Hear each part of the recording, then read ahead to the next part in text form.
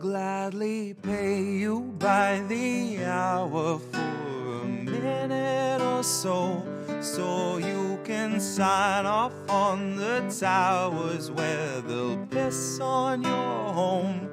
And if you feel like you're just powerless to answer them no, it's 'cause you are.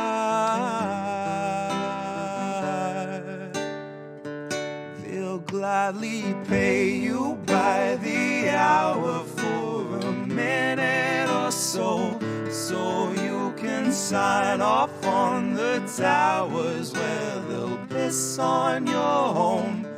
And if you feel like you're just powerless to answer them no, it's 'cause you are.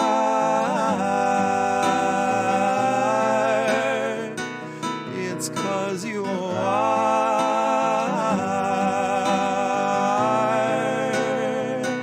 They'll gladly stagnate a living wage, snap the chains, bury it. Labor slaves in rusty cages dragged behind a chariot, led by Mr. Racial Jungle, Joseph R. Iscariot, fighting over scraps as they barrage us all with variants and BuzzFeed clickbait, straight until we're paralyzed, trying to distract us from the concentration camps that Joe had swore he'd close but only chose to amplify, where they got 50-something kids in cages made for 5 to occupy. And no, she hasn't seen the camps, but Harris swears they're paradise. She tells us the facilities are safe, and that right down to the women, they are regularly sterilized. Then she throws her head back and she proceeds to laugh, that sort of heartless cackle you'd expect from someone working steadfastly on behalf of the virus and a Congress full of parasites. And where was I? I was busy cashing every blue check, demonstrating plainly all the narratives expected from the verified.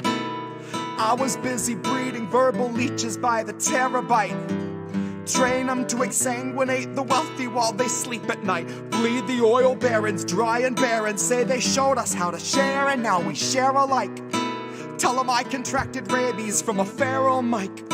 Now I'm just another species losing sleep to noise pollution and these glaring lights, forced to change its habits and adapt to just survive. But now it's safe to say that some of us are thriving in the moment, throwing shit on presidential homes beneath the Paris skies. So if you feel like you're just powerless, I guess you bought the lie. But I can tell they're petrified of our collective might, 'cause I can hear those gentrifiers weeping at the sight of our collective rights. And I only can imagine the intensifying fear of knowing revolution's near, and all that's left to do is simply wallow in the thick anticipation of a rabid bite. And baby, one day you can ask your leaders just what that was like before you grab a slice. So if you think you're powerless, allow me now to change your mind. Honey, if you think you're powerless, allow me now to change your mind. See, they'll pay you hourly, tax them each apart, and build a shining tower out of loopholes and cards, and tell you that you're powerless to keep you in the dark, because you aren't, because we aren't. You see, they'll pay you hourly, tax them each apart, and make you build a shining tower out of loopholes and cards, where they'll tell you that you're powerless to keep you in the dark, because you aren't, because we aren't.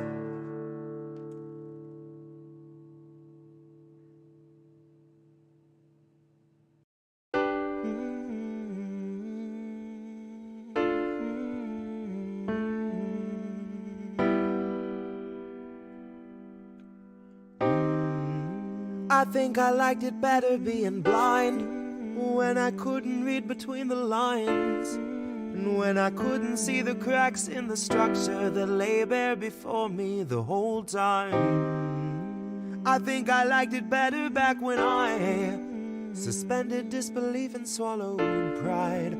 I thought I knew the difference in the red from the blue, but they both bleed us so dry. They both bleed us so dry. My favorite songs don't hit the same way. I get to the end of a 4-minute track and I'm only looking back thinking, what did they actually say?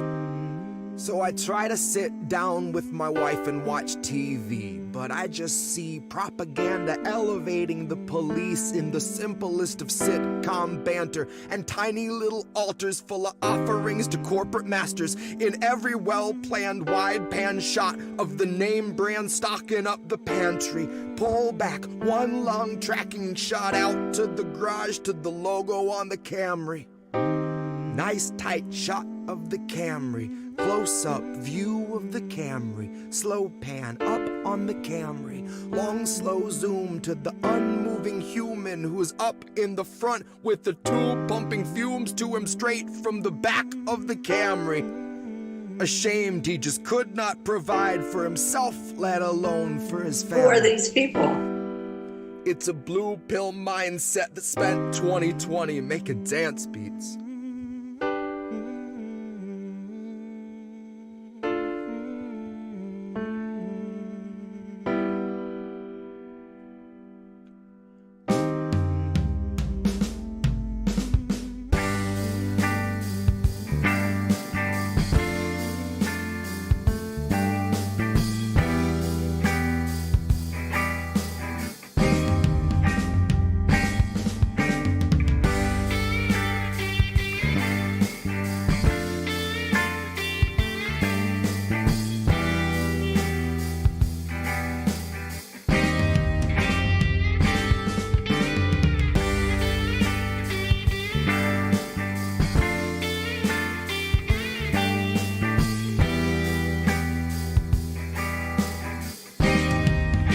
I think I liked it better being blind, when I couldn't read between the lines, and when I couldn't see the cracks in the structure that lay bare before me the whole time.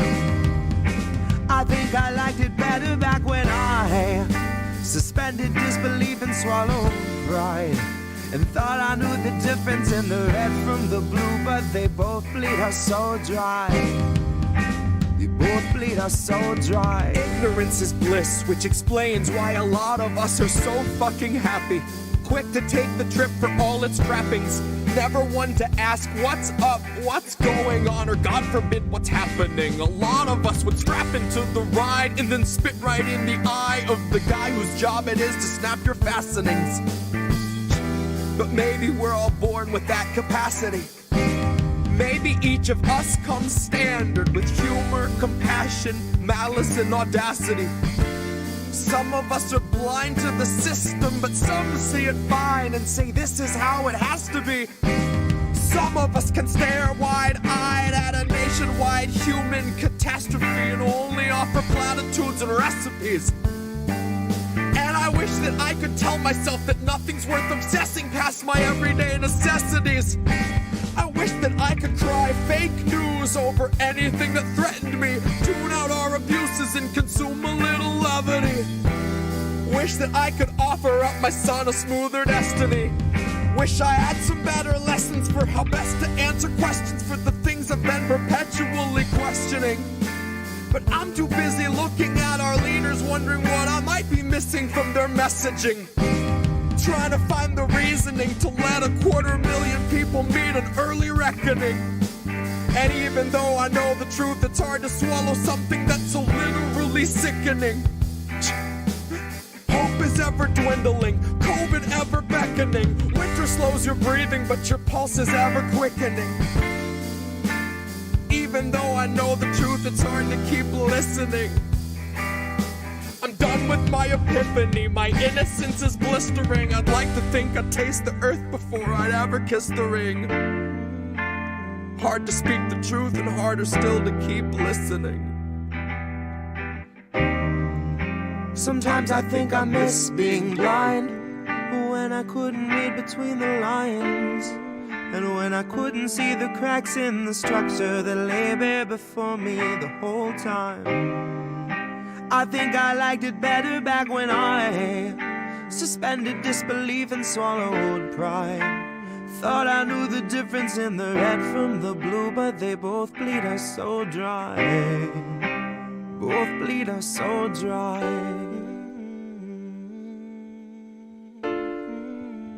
both bleed us so dry. They both bleed us so dry.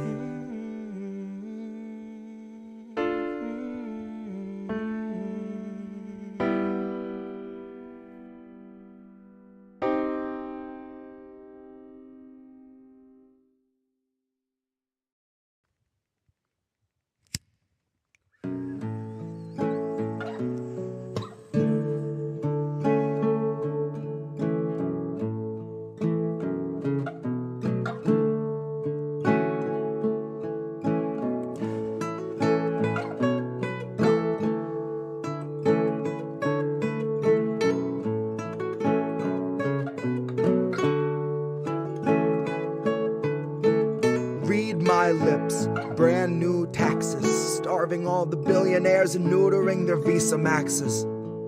Topple Congress off their axis, mobilize the homeless, give them axes, call it praxis. Chop a couple limbs off the legislative branches. We'll show you the difference between air as a human right and guaranteed oxygen access. Octogenarians who barely know what day it is are culling countless citizens while sitting on a dais made of ignorance that was built on the graves of the slaves made to labor for its self-declared significance.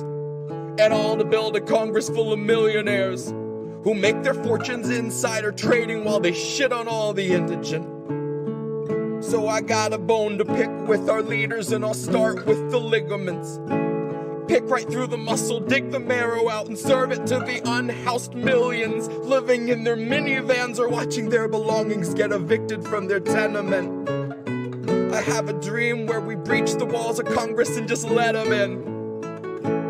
And what happens next will survive in only text, cause there won't be any evidence. There will only be that heavy kind of feeling that pervades a space where there has been a reckoning and you can feel its remnants.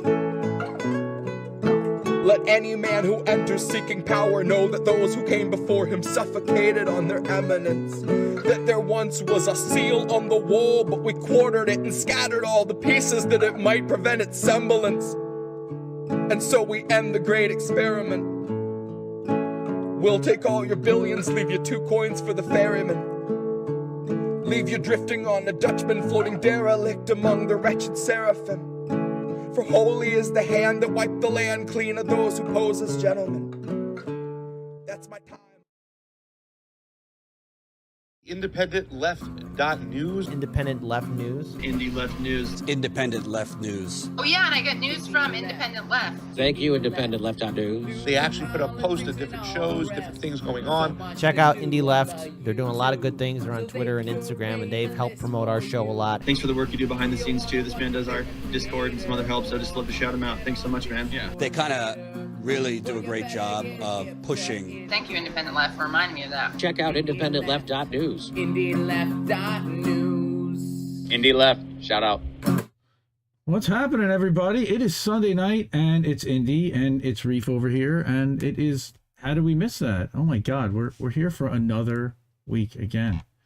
And it has been an exhausting, crazy, fun, and sometimes really upsetting week, but also inspiring week. So we're here to do some stories.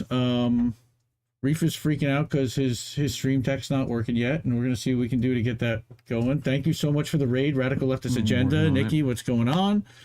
I can do my little spiel in the process. I can even turn Reef off if he really gets mad and he wants to slam the computer keyboard or something, but I think that would be entertaining. I might want to have to do a single on Reef for that. So welcome everybody to How Do We Miss That? How Do We Miss That is a show airing on Rockfin, YouTube, Twitch, Rumble, Facebook, Twitter, and Odyssey, Telegram. Also, we're live. Oh, I have to hit the button on Telegram. That's right. No, we're live on Telegram. Sunday nights, 10 o'clock Eastern. That's now, 7 p.m. Pacific. Reviewing a few big stories that we haven't seen covered much in independent media channels this week. And it's co-hosted by Indy. That's me. I'm the founder and editor of IndependentLeft.news and Leftist.today. That's a Substack.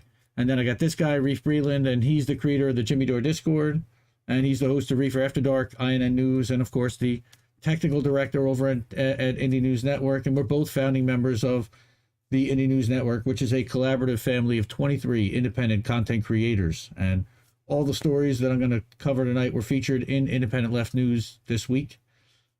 Please share this link, like the stream, tell people about it, subscribe wherever you are on all the platforms. We're also on podcast. So again, we're on like 10 different places. We're even live, self-hosted on independentleft.news. So you don't even need to watch on a platform if you don't want to. A lot of our donors and contributors and big fans, we really thank them in the scrolling ticker. But I did also want to shout out some of our volunteers and our staff members. Big Mad Crab did the thumbnail for tonight. It's killer. And he's our creative director over at INN. So thank you, Big Mad Crab. Greg, Phantomos Fanto doing our editing, doing all the clips, and he's a clipping machine. Really appreciate you for that. We got Fred Edward and Chris Gilman over on the Twitters and the Facebooks sharing like crazy. And tonight Dolores also was sharing, and really thank you for that. So want to get into some stories because I have 5 stories tonight. You guys are going to kill me because there's a couple long ones, but they're, again, really important. I think that we need to cover them. So that's why we're doing this. You're sharing your application, FYI. Am I really? See, rookie move by Indy. We have to fix that and share my screen and change windows. See, we're doing it live. We're doing it live, folks. Screen 4. Here you go. Now you can see the slideshow. There it is. Okay, doke. Yep. And just thank you to everybody in chat already. We got 20 people watching live here. Plus, we got Rockfin, Rumble, Odyssey. We're live on Odyssey. We're live in Telegram. Everywhere. Tell everybody. Tell your friends. Okay, let me hit the button. And let's go to our slideshow. And you can see we got our nice little chat up in the corner. Wanted to give a shout out, by the way, to few people that have had some friends and some family members had some trouble. So if you can hook them up at all with any kind of donations.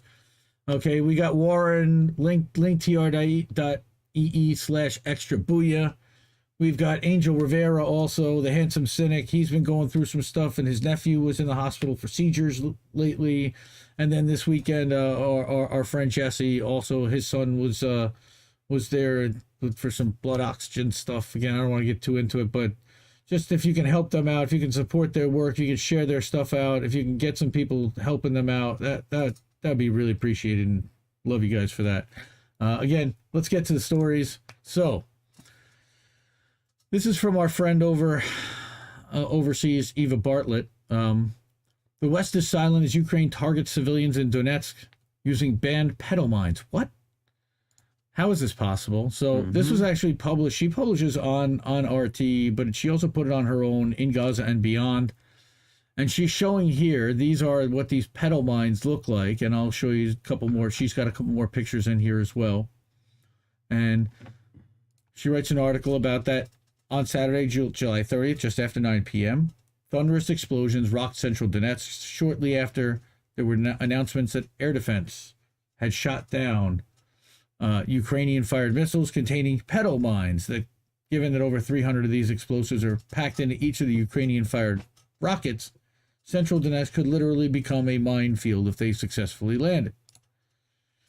And social media telegram warnings urged residents to stay inside, wait for emergency services to clear the streets, which they began doing throughout the night. But come daylight, untold numbers of these tiny devices still remain. More warnings were issued to stay at home, better to be late for work than lose a leg. Residents that absolutely have to go out are advised to keep their eyes down, watch where they step, avoid grassy areas, and walk extremely carefully. Wow. Okay, and here she's showing just some of the pictures of spots that were identified and several groups of mines. While Ukraine has been using these mines on Donbass for many months, in recent days they've intensely bombarded neighborhoods with them. Initially targeted were the hard-hit districts of Kievsky in the north, Kirovsky in the southwest, and Kubishevsky in the west. I'm butchering that probably, but I'm gonna go with it. But as of Saturday night, Ukraine hammered central Donetsk with them too. Happy birthday, Anthony, by the way. And now walking in the city center is a nightmare, one that Eva herself has personally had to endure. How widespread these mines are in central streets and walkways, near apartments and parks. I know Lip talked about seeing them too. Yep. All All right, and I think George also Eliason also talked about that. Mm-hmm. All right, so Yep. as it turns out, the petals are not only widespread, but also often very difficult to spot, even if warning signs have been placed right next to them. Their small shape, dull color blends in with surroundings, and if you aren't actively looking at the spot you're in, you could easily miss them. When walking, you learn to avoid any objects that could be covering a mine and tread only on bare streets or sidewalks, which is sad. The first bunch of mines that she saw were circled in chalk, warning sign placed in front of to keep cars from driving over them, people stepping from stepping on them. All right, this was on a central Donetsk street, a residential area with shops and a park nearby. Why weren't they cleared? The entire area was littered with the petals. DPR sappers worked methodically, clearing area by area, but given that hundreds of the mines were dropped all over the city, this is painstaking work. Yeah, they need like explosives crews. So this was again on August 1st, uploaded these videos in two parts of what the soldiers are doing in clearing the area of the Petal mines. Near some apartment blocks, numerous mines have been found, and warning signs had been put out. Danger, mines, and it said that by the tiny explosives circled with chalk or a tire or whatever was available to draw the eye to its presence. But on many occasions, looking at the area designated as containing a mine, it took me a good while to actually see it. Now imagine if there were no signs at all, a bloodbath for civilians and animals too, since it doesn't take significant weight to set them off. So what is a petal mine? Well, it's around the size of an average cigarette lighter. The petals are tiny but still very powerful. A clip shared on Telegram illustrates this. A DPR soldier chucks a tire at one of the mines and the tire is flung high in the air from the blast. It doesn't take a powerful imagination to estimate what would happen if a person stepped foot on one of them. The explosives are placed via remote delivery methods, meaning they can be spread by mortar, missile, or artillery dropped by helicopters and planes. That's literally how big they are. Yep. Okay. According to DPR Emergency Services, Ukraine is using Hurricane MLRS-fired rockets to spread the mines. Each contains 12 cluster munitions. Each cluster has 26 mines inside, so each bomb has 312 mines. The cluster explodes in the air, disseminating them widely, scattering them in different directions. Their butterfly-like design enables them to glide and land without exploding, usually. Then they lie in wait for someone with bad luck to step on. Some of these anti-personnel mines have a self-destruct timer. Others, including the ones Ukraine is firing, have a years-long shelf life. They do pretty much no damage to military vehicles, and therefore their use in Donbass is insidious, deliberately targeting civilians to leave them maimed. On July 30th, in a densely inhabited working-class district of western Donetsk, in a field with garden plots for nearby apartment residents, Eva herself saw the same nefarious mines. Originally scattered, they had been collected and awaited destruction by DPR emergency services. In the large courtyard of an apartment complex, she watched from a safe distance as emergency services timer detonated 8 mines they had found around the grounds. The day prior, they had destroyed 26. Another 150 were located and destroyed using a radio-controlled minesweeper. But there remains much to be done to restore the streets and courtyards to safety.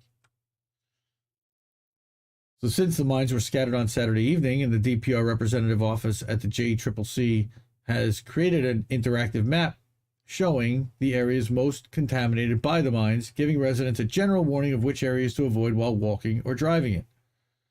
While some cars have been lucky enough to only have a tire blown out, were the mine to detonate near the gas tank, the entire vehicle could explode. Of course. Yeah. Multiple civilians have been killed by these mines since they were scattered over Donetsk, and even now, wounded civilians are still coming to the city's hospitals. According to Vadim Onoprienko, the deputy director of a trauma surgery center, 10 amputations have been performed over the last week. Victims of Saturday's mines, and ones that have been dropped earlier, one of whom was an 83-year-old man. Jesus. Now, who's doing this?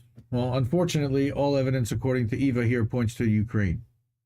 So pro-Ukrainian commentators are unsurprisingly blaming Russia. Journalists claiming to care about civilians are perpetuating Ukrainian propaganda, saying that Moscow's forces are scattering the mines over civilian areas. Never mind the fact that these territories are controlled by Russia's allies, so why would they? Among them is the would-be war hero Malcolm Nance, who temporarily abandoned his job as a notoriously anti-Russian MSNBC analyst to apparently actually fight the Russians in Ukraine. Oh, God. G.I. Bro, if I remember correctly, is our brother Daryl at INN, Black in the Empire, called him. Okay.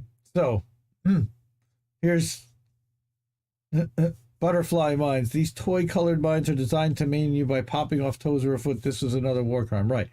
He's lying. Oh, Malcolm just... yes, of course he is. Right. It's Ukraine dropping them. And orcs? Come on, Nance. At least pretend to be a decent human. Right. Orcs. Okay. This is the kind of projection that she's seen ad nauseum when reporting from Syria and dealing with Western propaganda there. Okay. Ukrainian nationalists openly admit that they do not see the Donbass people as human and encourage their murder. Ukraine has been killing and maiming citizens in the Donetsk and Lugansk People's Republic for over 8 years, including firing cluster munitions into the heart of cities, targeting hospitals, markets, schools, busy streets. Given all this scattering butterfly mines over Donetsk, it's hardly surprising. It's criminal, but not surprising. So one argument used by pro-Ukrainian commentators is that Kiev has been destroying these mines under the Anti-Personnel Mine Ban Convention, which it signed in 1999. However, out of the 6 million such mines they initially declared in its possession, only 2 million have reportedly been destroyed as of 2018. So, so here again is this Nina, a blue check. The EU and NATO were helping Ukraine destroy its Petal mine stockpiles as part of EU. Look how well that went with Donbass suffering from these for 8 years. And again, right there, they're talking about that, right? But then, how are they getting there? Russia's not making these Petal mines. They're not appearing from anywhere else. So, Ukraine has good reason to believe that it will not be held accountable for using them against civilians, given its Western backers and their allies' penchant for using prohibited weapons on civilians without repercussions, including Agent Orange in Vietnam, depleted uranium in Iraq and Syria, and white phosphorus and dart bombs in Gaza. White phosphorus. Mm-hmm. Oh, the dart bombs were fucking... Anyway. Yep. Yep. And the fact that Western media turns a blind eye is also a boon to Kiev. Right? So this is one of the Telegram channels that Eva had shared from that post. And actually, I zoomed in. It blends in so much to the grass. Like, I had to zoom in, and I couldn't even see it when I zoomed in. I was like, wait, I'm guessing that shadow is it? I mean, it's now, it's interesting because on stream that I'm seeing it on OBS, it actually does look, you can kind of see it stand out in that circle right there. Yeah. And that's funny. That black thing is actually a tree, but because I'm on against a green screen, it looks black. That's funny. Yeah. So again, I just wanted to showcase Eva's work. Please support Eva Bartlett. And I thought I had a graphic about Eva. She is an incredible writer. She's written for RT at Eva K Bartlett. EVAK Bartlett is her handle. I'll get some stuff together, and it's going to be all in the descriptions afterwards for sure. Welcome everybody to the chat. That was our first story talking about Ukraine Petal mines. And again, I want to shout out independent journalist Eva Bartlett, who is on Ukraine kill list. She is reporting from the Donbass right now.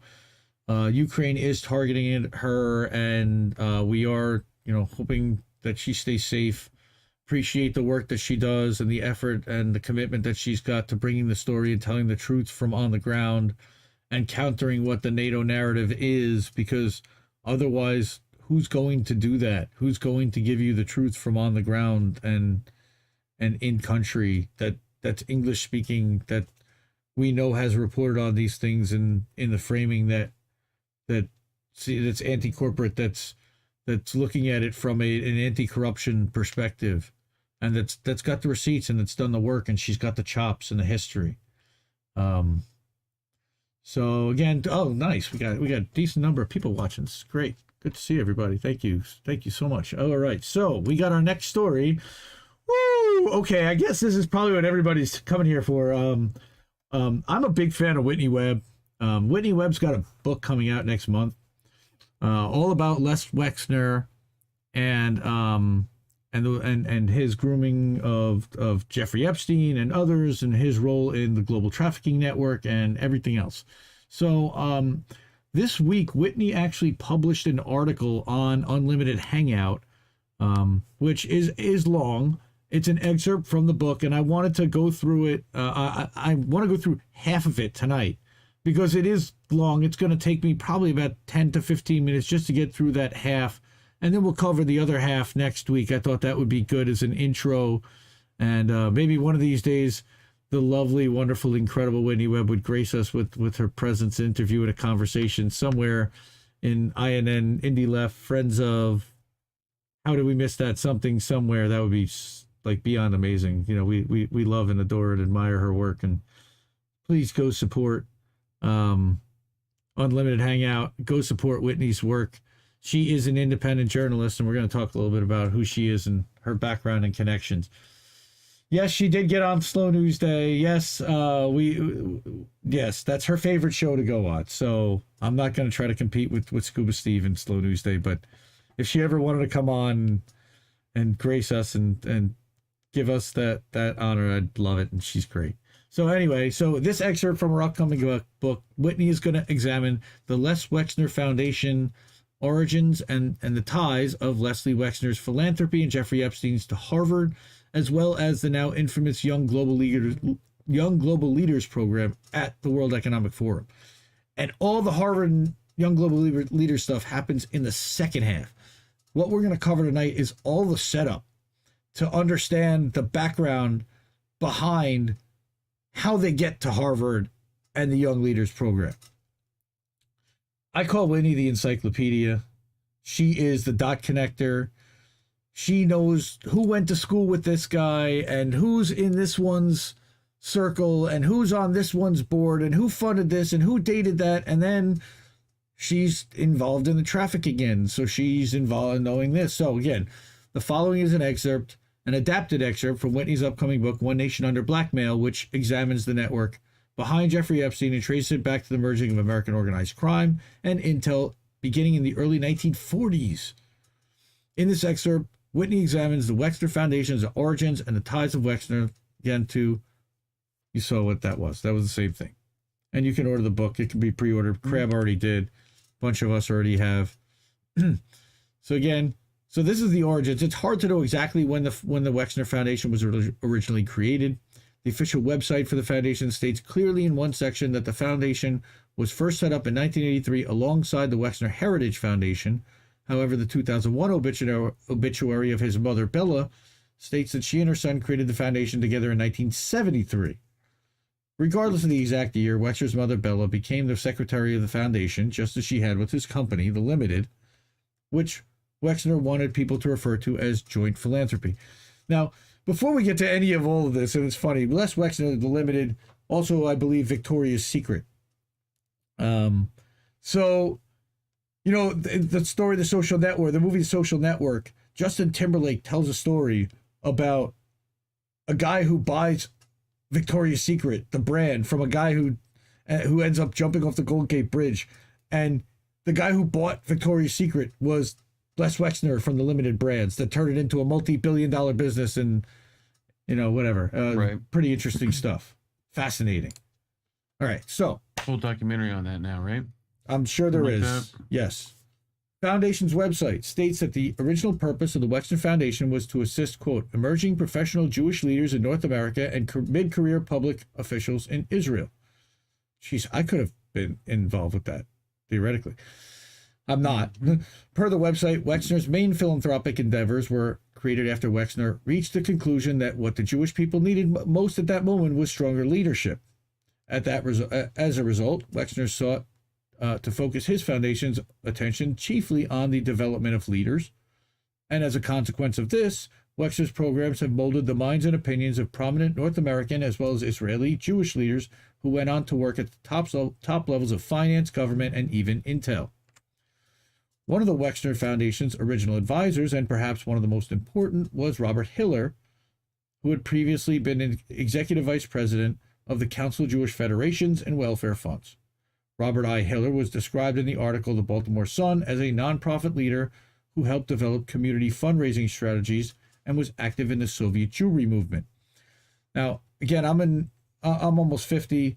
I remember when I was about 10, 11, 12, 13 years old, there was a big effort in the Jewish community to acknowledge and to dedicate ceremonies to the Jews in the Soviet Union who were not allowed to practice because of communism. There was a big movement about that, and talking about how communism there had alienated Judaism as a religion.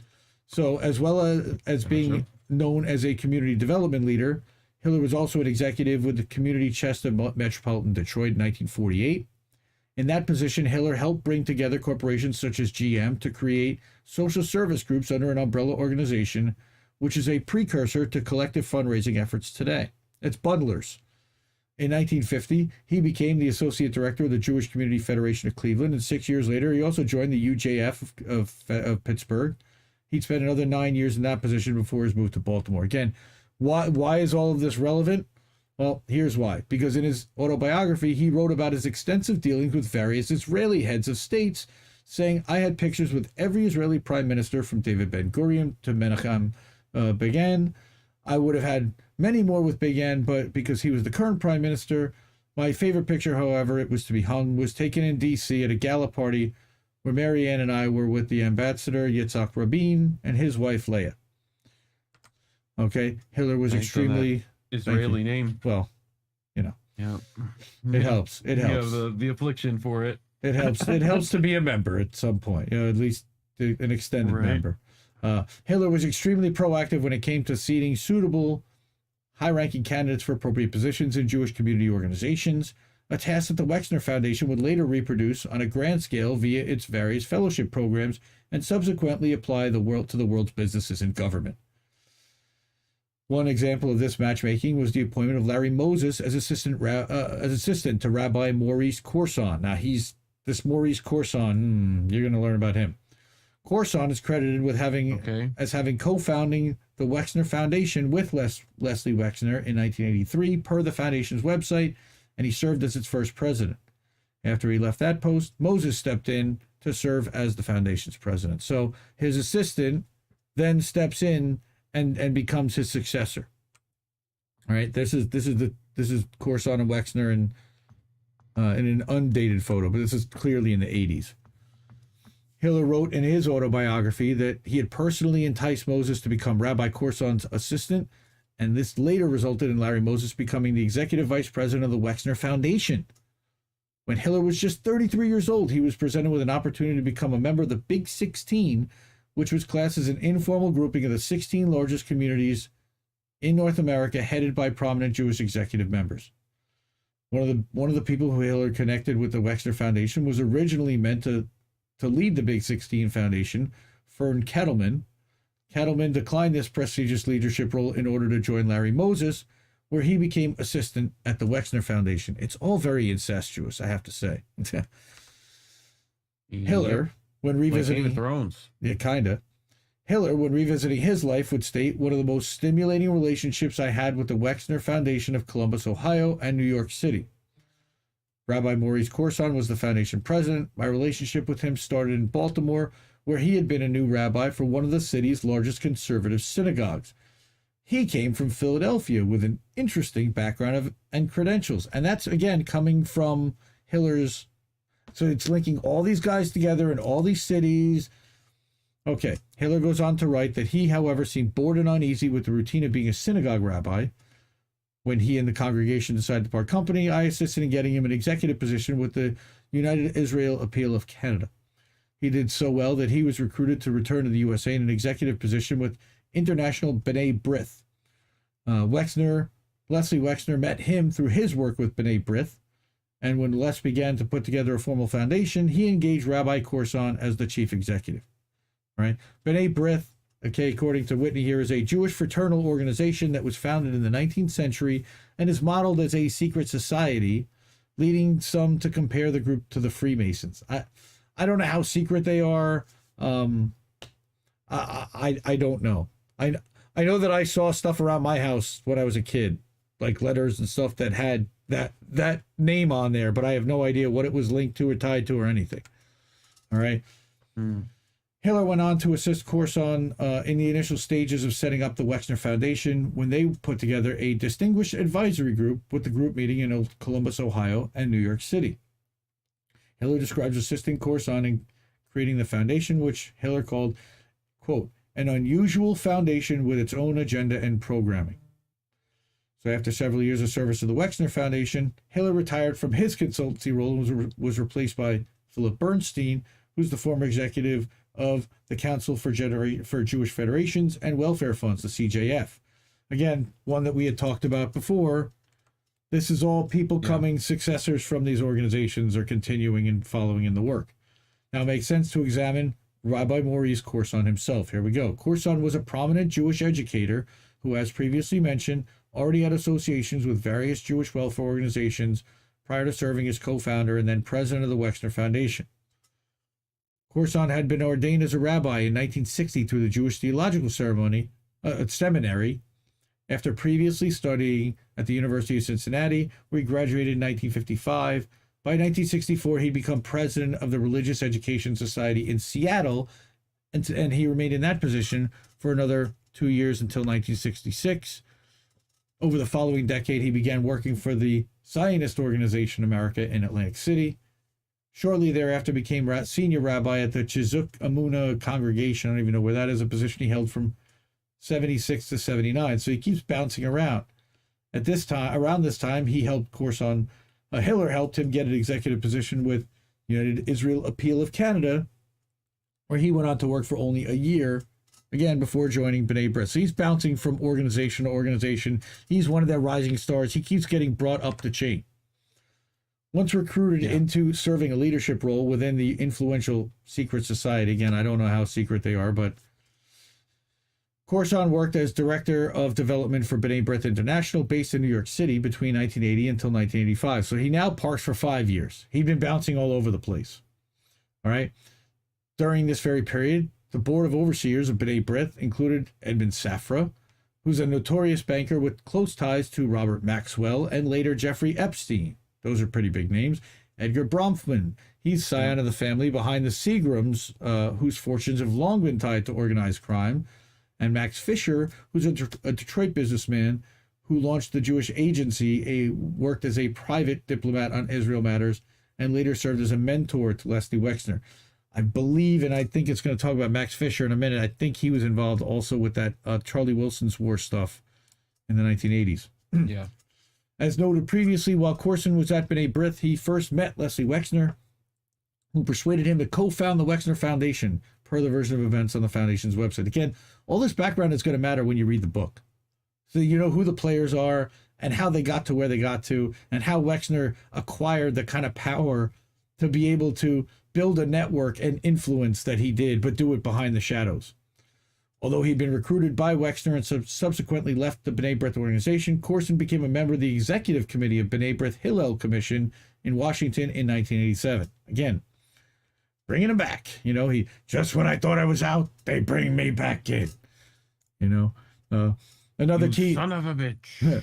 Another key figure who's important to mention is the co-founder of the Wexner Heritage Foundation, Rabbi Herbert Friedman.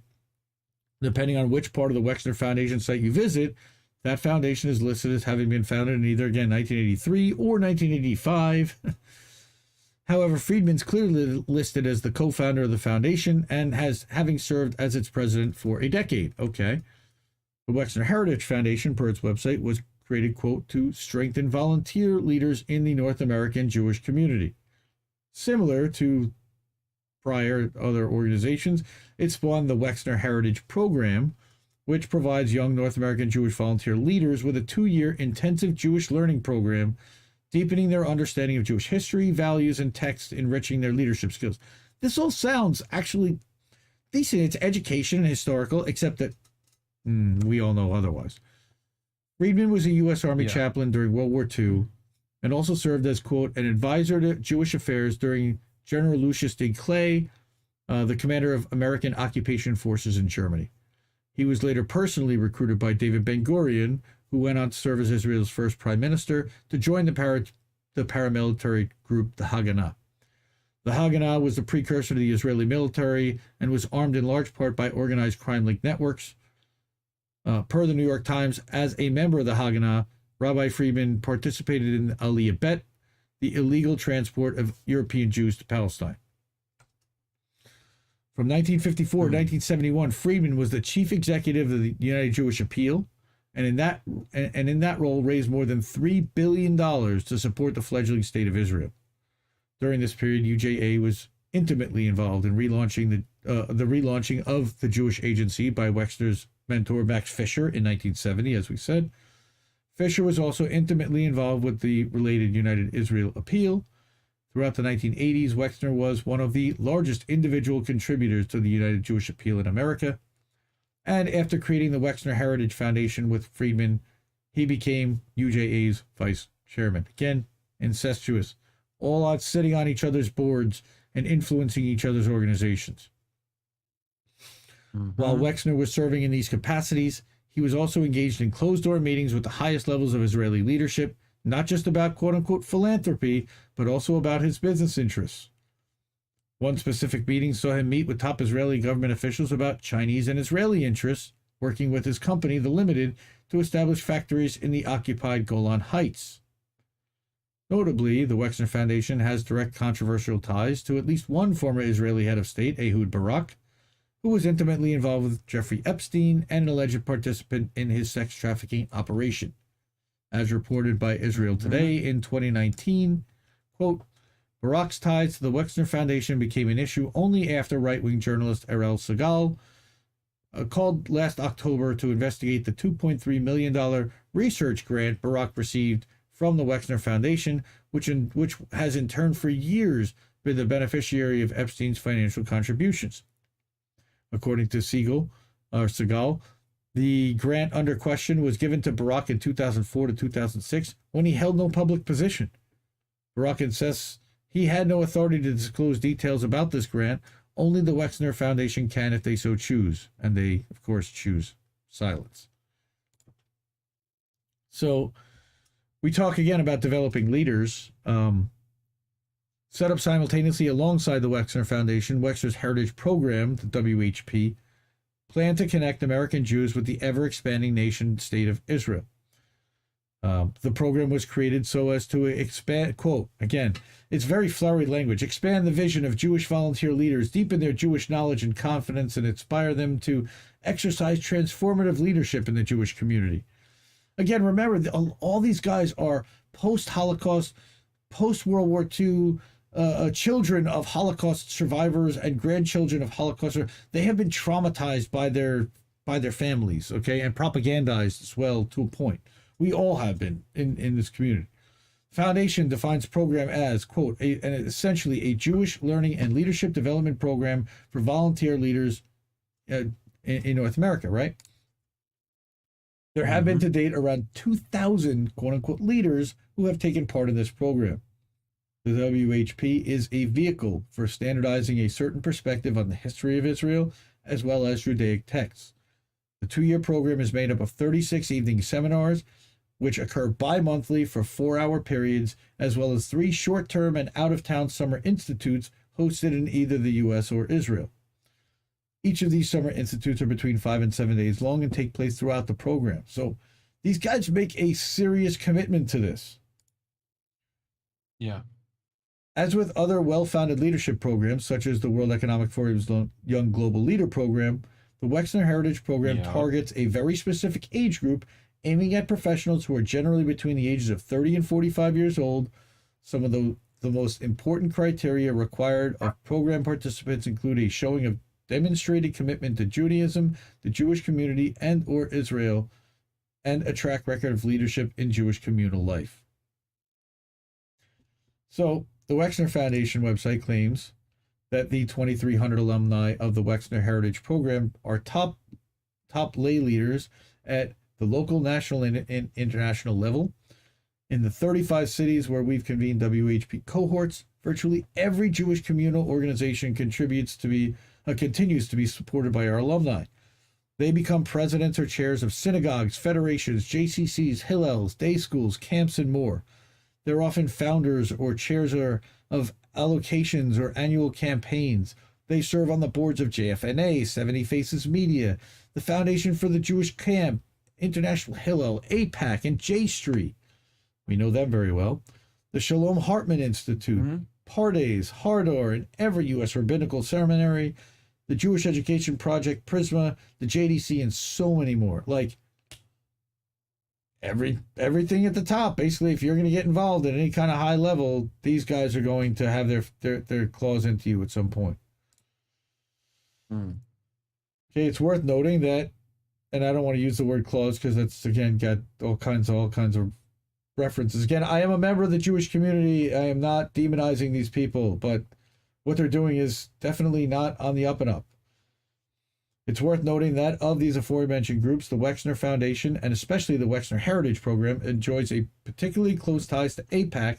For instance, Elliot Brandt, AIPAC's National Managing Director, is an alumnus of the Wexner Heritage Program, and in a 2018 speech at that year's AIPAC Policy Conference, Brandt noted that most of the AIPAC National Board consists of Wexner Heritage alumni, not to mention its regional chairs and some of its most committed donors as well. The word infiltration keeps coming to mind. And there is Elliot Brandt and the wonderful Alan Dershowitz at the 2017 AIPAC Policy Conference. Wexner's close ties to AIPAC on a different tone take on a different tone when one considers not only his close association with the Israeli intelligence-connected Jeffrey Epstein, but also the fact that AIPAC itself has had long-standing and controversial ties to Israeli intel.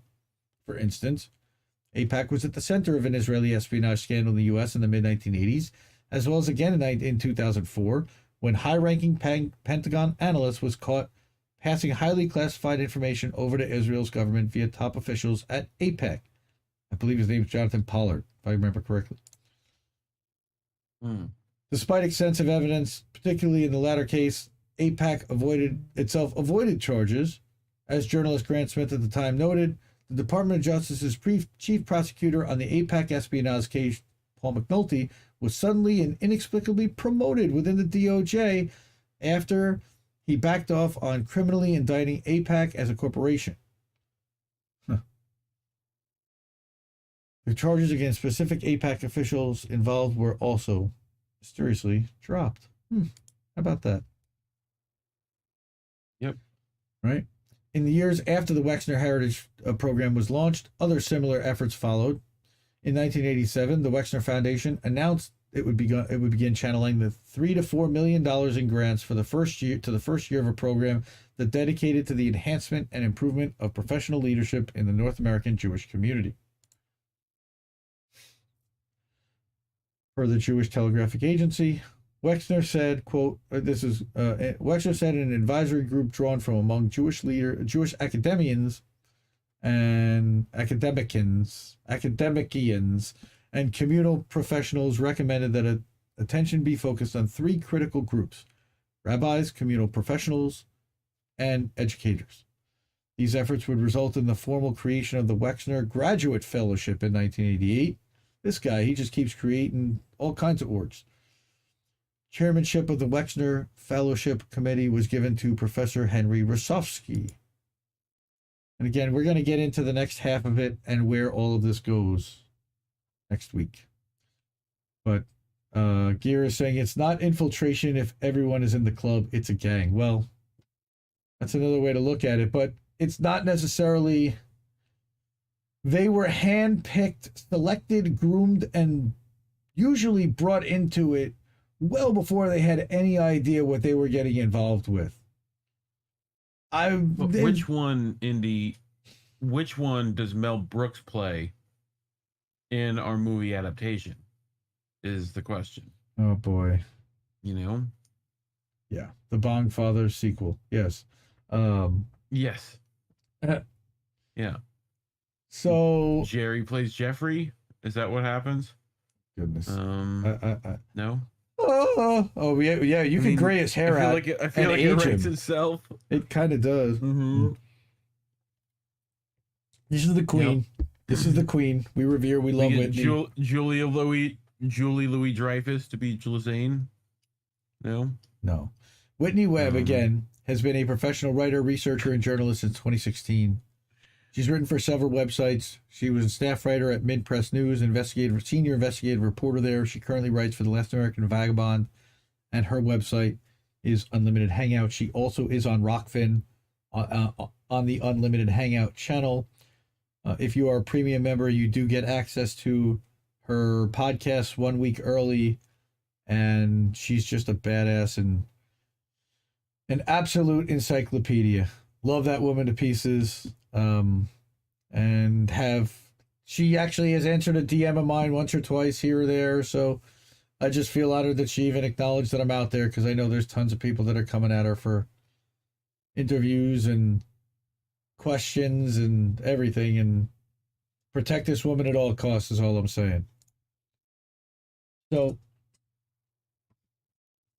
that was, yeah. We're 45 in. Yeah, that's what I figured. We're pretty far in. I still got 3 stories to go, but they're shorter stories.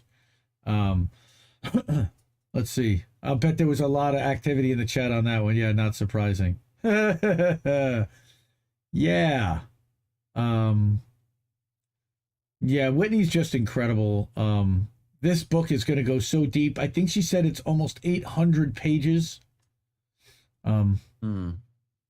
Order it at Amazon. We'll have links to order it. Fanto, our editor, also just clipped up. Whitney was on AM Wake Up this week. She did an hour and a half with Steve and Pasta. And Pasta put up a couple clips on his Twitter today, at Yo Pasta, Y-O Pasta on Twitter. We also have some clips from the stream that we're going to be putting up. I'm going to go through them, see exactly where they belong, and we're going to talk to Steve about where we're going to put them. Steve Pasta, and figure out we're going to put them on our channel, on their channel, how we're going to do that. Give him credit. That's awesome, though. Again, shout out to Fanto for pulling that off, and shout out to those guys for having Whitney on. She was supposed to do an hour on, it was Thursday morning or Friday morning. She ended up doing an hour and a half, and it was lightning fast. It's worth subscribing to AM Wake Up on Rockfin alone just for that hour and a half. And it's free. AM Wake Up is a free channel. Rockfin.com/AM Wake Up. Scuba Steve, actually, from AM Wake Up, and Slow News Day, who was on today at 1 o'clock p.m. Eastern. He was on Reefer After Dark Saturday night with our boy Reef and me. Yeti joined us for the first half. That was a real good time. I enjoyed myself with Steve. He's an acquired taste. Pasta. Oh yeah. We had Pasta pop in at the last minute, take a couple rips, and definitely check out that stream. Yep. It was a fun couple hours, and cringe and interesting conversation about Steve being the bad kid, the bad seed in Indiana growing up, and being like the 10, right. 11-year-old kid that's smoking behind the school that everyone warned their mothers and their kids about, And that's not surprising, because we love Steve, and that's not surprising. So, we have one. Let's get to some more stories. Okay. This is our friend. Okay, RJ Eskow. RJ Eskow is awesome, by the way. He has a YouTube program called The 0 Hour. Definitely follow him. It's Richard Eskow, I believe, on Twitter. Published an article in CommonDreams this week, Impossible Politics, Cracker Barrel, and the Future of the Left. And I really thought it was prescient. Instead of mocking the Cracker Barrel crowd, the left should be organizing them against the common threat faced by all working people, the concentrated power of corporations and political elites. And I think this is something that we've all talked about and focused on. All right. And what's happening here, and we're going to get into this here, and I I haven't been paying attention to this because I'm not a normie, and but as many people have heard by now, an online controversy erupted when the aptly named Cracker Barrel restaurant chain added a meatless sausage option to its breakfast menu, a document whose otherwise unhealthy options have arguably mass-produced more arterial cholesterol than any other industrial gourmandizing operation on Earth. He is a wordsmith. George Carlin would have been so proud, seriously. Good job, Richard. Mm-hmm. All right. Some people have argued that this story doesn't deserve all the attention it's received. I'm not so sure. In fact, I think it hints at a way forward for the American left that may be slathering a lot of portent into what is, after all, just a few thousand people arguing online about breakfast meat. But hear me out. Cracker Barrel, for those who don't know, is a restaurant chain that specializes in reproducing an idealized aesthetic of the rural South, especially as it's been portrayed in films and television. Peaceful, friendly, hillbilly-ish, and white. Each restaurant offers a country store and a just folks serving style. If you've ever seen the old country show the TV show The Waltons, you'll know what I'm talking about. Cracker Barrel announced its new menu option in a Facebook post that read, "Discover new meat frontiers. Experience the out-of-this-world flavor of impossible sausage made from plants next time you build your own breakfast." That triggered a series of outraged posts from right-wing customers with media coverage that highlighted posts like, "Cracker Barrel's gone woke." Cracker Barrel gone woke. Oh my God. And this not is not the Cracker Barrel. This is not the Cracker Barrel that I grew up with. What are we going to do? The right-wing commenters were soon swamped by liberals mocking their outrage. It's not, yeah, exactly. It's not like you're being forced to have a baby. Oh, Yeah. Right? You know it's really bad when you can't even be pro-choice when it comes to food, said another one. The right wing had its own rejoinders. I'm just over here laughing at the fact that the meatless sausage is next to eggs, wrote one presumably conservative commenter, which is actually kind of a good point. Yeah. I mean, eggs are okay. Right, but if you're going to try to stop the... Okay, anyway. The most insightful comment, however, wasn't a jibe. It was this one. Everyone knows this isn't about sausage, right? It's about the fear that their comfortable, traditional world is being left behind. Give them a break. They're just scared. The compassion is... They want their mouth full of meat, and they can't take it anymore. Like... Okay, I'm definitely clipping that audio. 100%. All right. The compassion's called for. The world is, in fact, being left behind. Rural America, like most working-class America, is in desperate straits. It's been decimated by opioid addiction and deaths, environmental devastation, and the permanent losses of good jobs. The so-called deaths of despair from alcoholism, overdose, and suicide have torn through white populations there, while rural communities of color have disproportionately suffered from pollution of the air and water. Their jobs have been outsourced, and their communities have been depopulated, and big agriculture has destroyed the family farm. The liberals mocking them online are, in the aggregate, much wealthier than they are. True, in many ways, their world is never really real in the first place. It was a myth constructed in Hollywood and on the campaign trail to keep them pacified. That's the world that Cracker Barrel represents. The intrusion of something strange, even something as benign and environmentally necessary as plant-based food, stands for something else. A world where life-altering decisions are made for them, not by them. Hence the rage against woke corporations. Some of the angry people may be racist, but this is an in-choate rage born of powerlessness, not of racism. Okay, it's a powerless. Okay, here we go. This is Jesse. This is the anthem.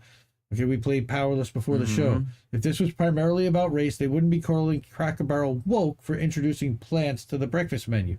Woke to them means elite, powerful, wealthy. We think we know better than you, and we can force you to do things our way.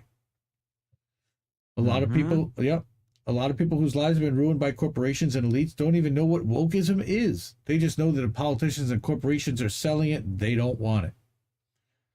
That rage is why Republicans like Senators Josh Hawley and Marco Rubio and Ted Cruz are blasting woke corporations and woke elites for what Hawley calls a toxic blend of offshoring and woke politics selling out American workers even as they attack American values. It's very much us versus them. Red versus blue again, while what? They run away with the green. They're all millionaires, by the way, guys. The truth is, rural people should be scared of woke corporations, not because they're woke, but because they're corporations. That's where the left comes in, or at least should. Instead of mocking the Cracker Barrel crowd, the left should be organizing them against the common threat faced by all working people, the concentrated power of corporations and political elites. Instead, too many liberals and Democrats are relying on corporations to be the engines of their social agenda.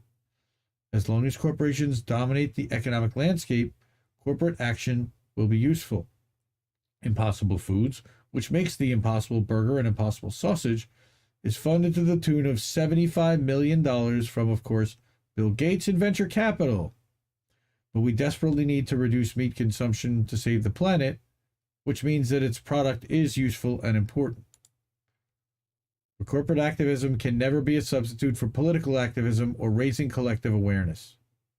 Corporations will always place profits above all other considerations. To depend on them, in the end, is to serve their interests. It's clear that the current strategy for reaching rural and other working class people dominated by the center-left has failed.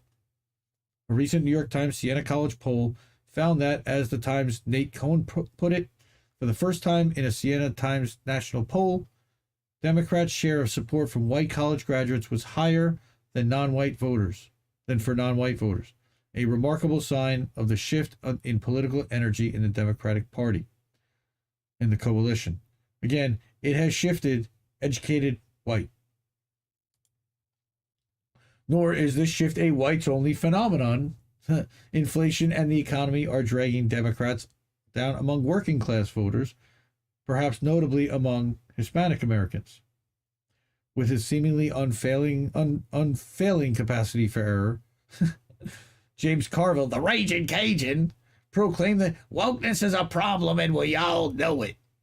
But the problem with woke... How dare you insult Cajuns that way? Yeah.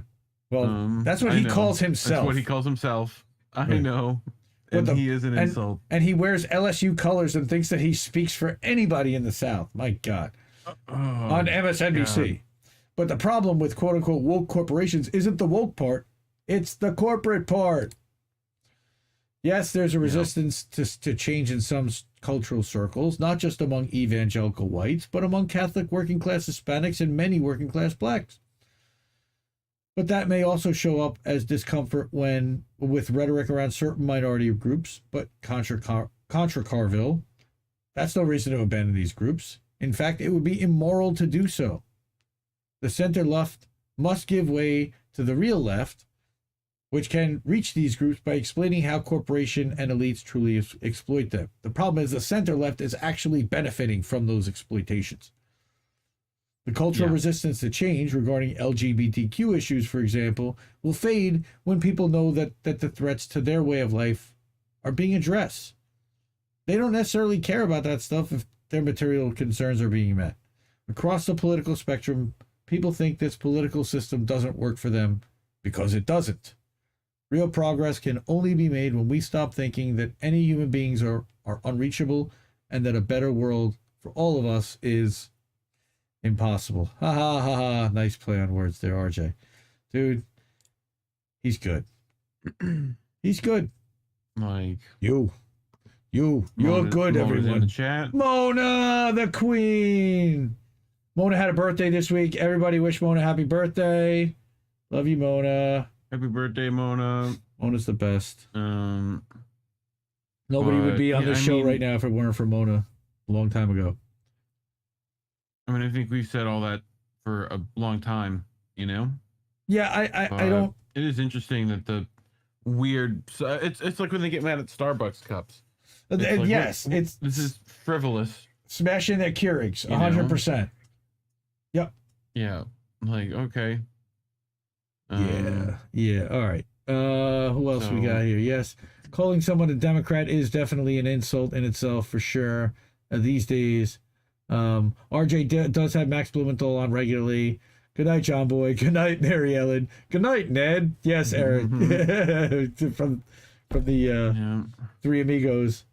Luann. Xena, is genuine wokeness the liberal effort to encourage people, including the rural community, to have empathy? I didn't know my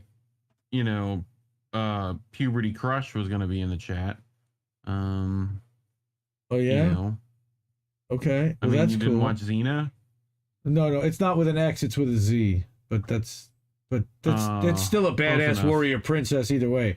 But yes, wokeness. True. You know, I would define, again. Everybody has their own definition, but to me, wokeness is a cultural understanding and empathy of everyone around you, and the fact that not everyone learned the same way that you did. Not everyone had the same opportunities and education that you did. Not everyone had the same background and experiences and exposure to certain things that you did. And a lot of times that's taken for granted by people who have not been exposed to that typically. That's where I would consider wokeism, but it has been turned into a dirty word again by multi-millionaire conservatives, which is freaking hilarious. It was originally stolen from like the African American thing. Like it's like a cultural thing with that, right? Of course. Like historically. Of course. Like, and then some fucking Karen stole that shit. Well, so cultural appropriation as always, right? All right. Yeah. So, next one. Now we're going to get to some more uplifting stuff.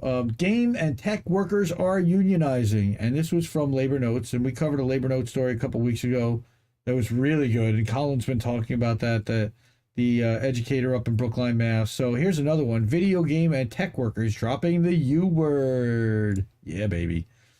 Tender Claws workers and allies showing off the t-shirts they printed by hand with help from a stripper strike organizer, and we famously are supportive of the stripper strike in NoCal, in northern LA. Okay. So at noon on July 17th, Robin's co-workers and she at the video game studio Tender Claws stepped away from their desks. Two of their work-from-home colleagues walked into the office unannounced. Their out-of-state colleagues joined virtually on a laptop. They passed out a letter and read it aloud together. Dear management, we are proud to announce that we are forming the Tender Claws Human Union. 2 weeks later, we obtained voluntary recognition, making Tender Claws the fourth video game studio with a certified union in North America. Our company's small, with a unit of just 11 workers, but our victory joins a nationwide wave of organizing in games and tech.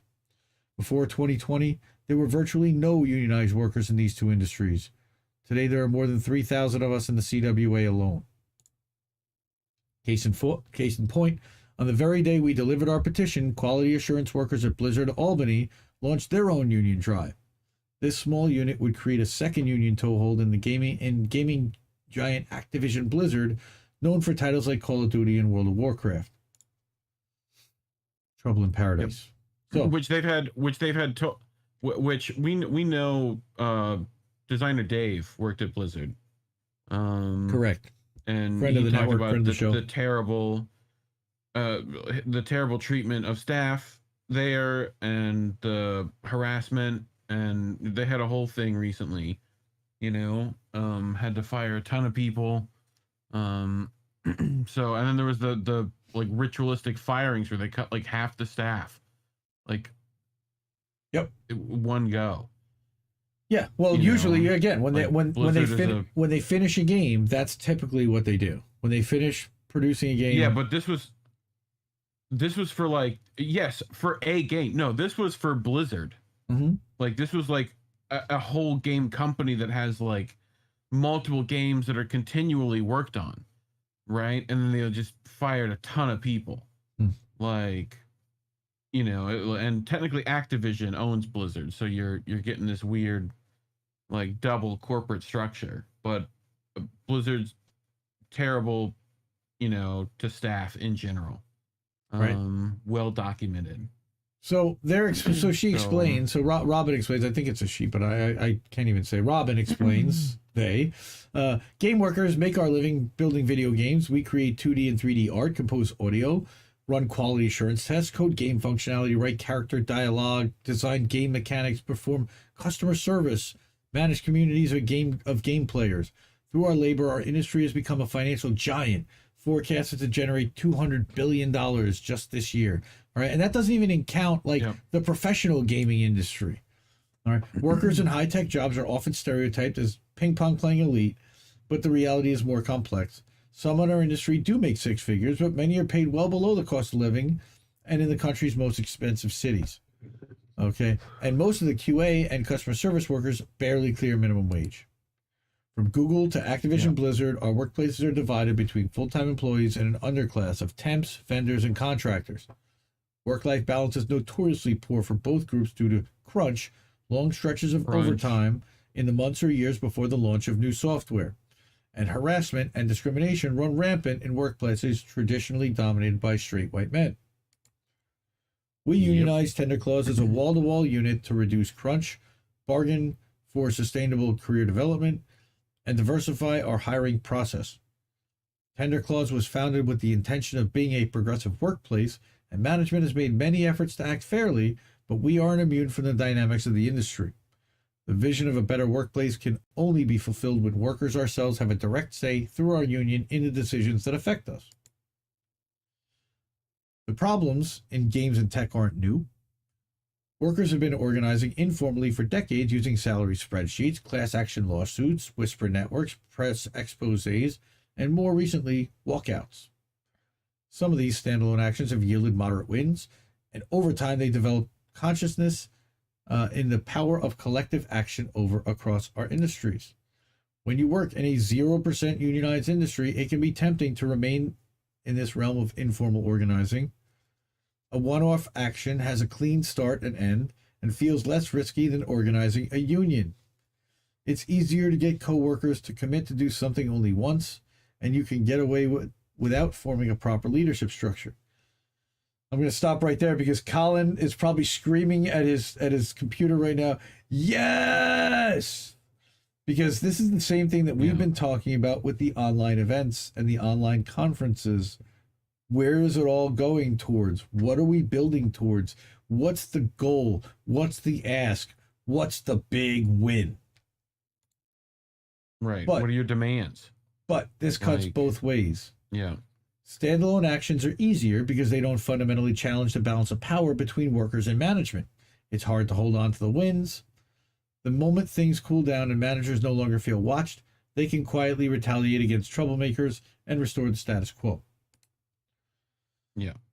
So fellow organizers and Robin used to refer to suggesting unionization as dropping the U word. They told themselves that if an informal action went really well, they might escalate to unionizing, but that perfect time just never seemed to come. Last fall, after 3 years of their organizing with volunteer groups, a friend gave them some tough love. If you're calling it the U word with me, how could you be ready to say it to a coworker? This was the kick in the butt that I needed.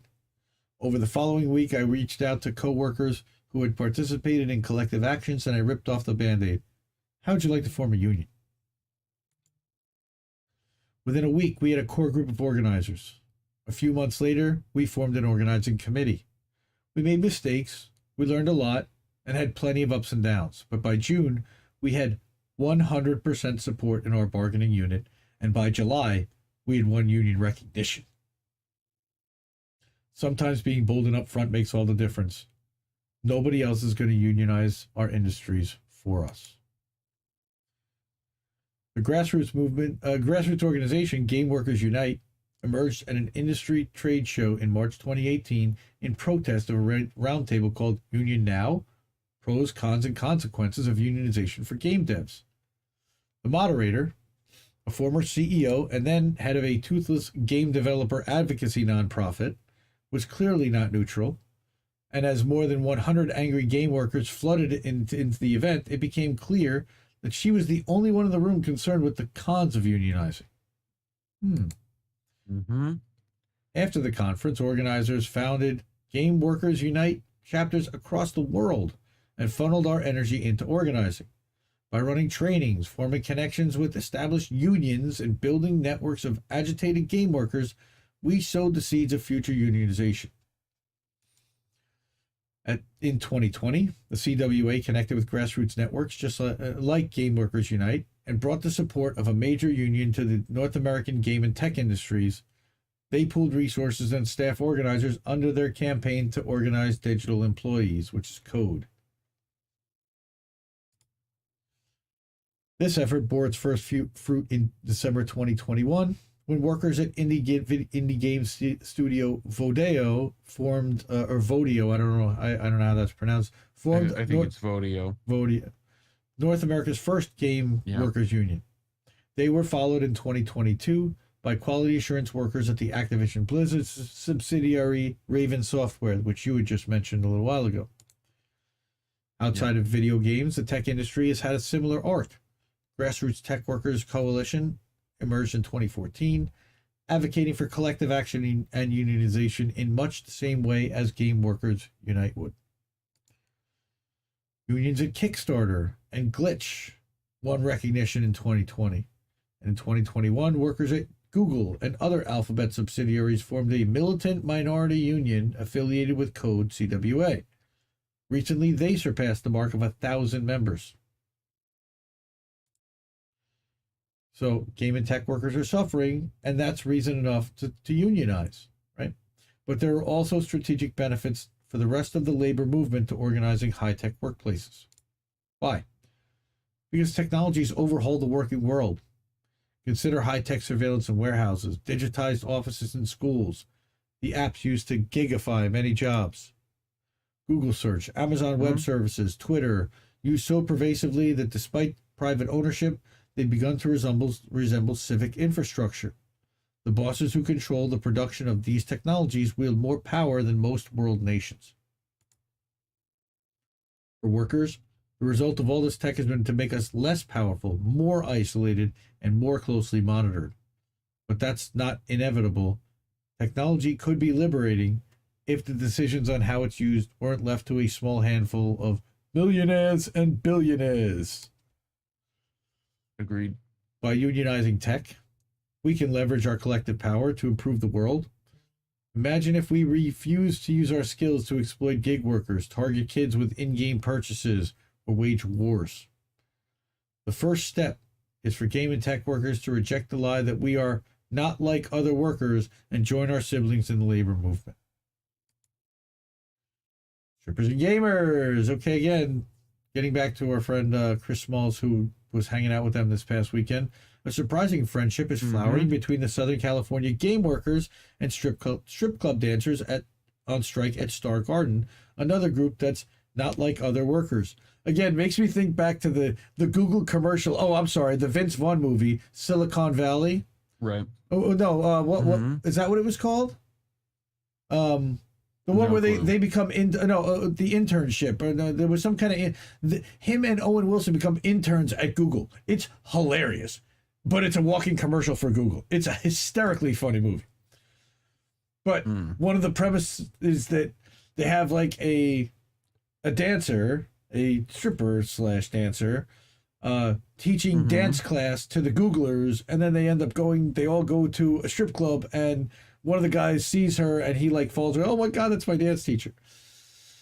Organizers with game workers of SoCal have helped produce stripper strike signs and buttons, and we frequently walk their picket lines. Organizers from Stripper Strike helped the Tender Claws Union run a t-shirt making party and supported game workers at Activision Blizzard when they walked off the job in protest of harassment and race and gender discrimination. Solidarity. The contexts are different, but the striking strippers and the workers at Activision Blizzard are fighting for the same vision: safer, fairer workplaces. We have more in common than we think. And I was right. Robin is a she. Yep. Awesome. Just great stuff. How they did it, overcoming the fear of the word union and the U word, as they called it. Gamers and strippers are a perfect union, 100%, because gamers traditionally are like shut-ins, but they certainly love the pretty ladies, and usually they don't get their attention because they tend to go for the the jockey guys, but if it's changing and it's flipping on its head, God bless them. God, I love hearing that. And, man, it's just about 30 years too late for me, but my nephew and I wanted to showcase my kids. God bless you. There's a company called their streamers called the Yogscast, and recently for the last I think week or so, they've done back to back streams for indie game development studios, right? Less than 5 people per game worked on all of them. Wow. And they picked a whole series of 100 or whatever, and stuff and all these companies are putting the games on sale and stuff like that. But yeah, they do this every year, the Yogs. So Yogscast? If you Google it, yep, YOGSCAST, Tiny Teams is what they're calling it. But just a cool way to showcase the smallest stuff. I think they didn't count freelancers, right? Which are all those people you talk about even on a normal game that are yeah, if you're coming in to do the voice of a weird rat like creature, you know what I mean? They're not gonna keep you forever. They're gonna freelance work you. But anyway, I got one more story, and then we can get to some boats, and it's another union story, another worker story. Let me go back to slideshow, and here we go. And this one is written by the Amazon workers themselves for Popular Resistance, and this was published on August 11th. Urgent appeal for unity and mass action against union busting. We've been talking about this. Yep. So here's a group of our friends, the Amazon workers in LA. This is from Reuters. They put this out. And again, this was written by Amazon workers, and I love showcasing the workers themselves, and I love hearing the voice of the people that are actually in the field and in the warehouses and in the trucks driving and that are actually working for Amazon. This is who we need to be talking to and hearing from. And we're going to be very soon. I'm going to talk more about that in a little bit.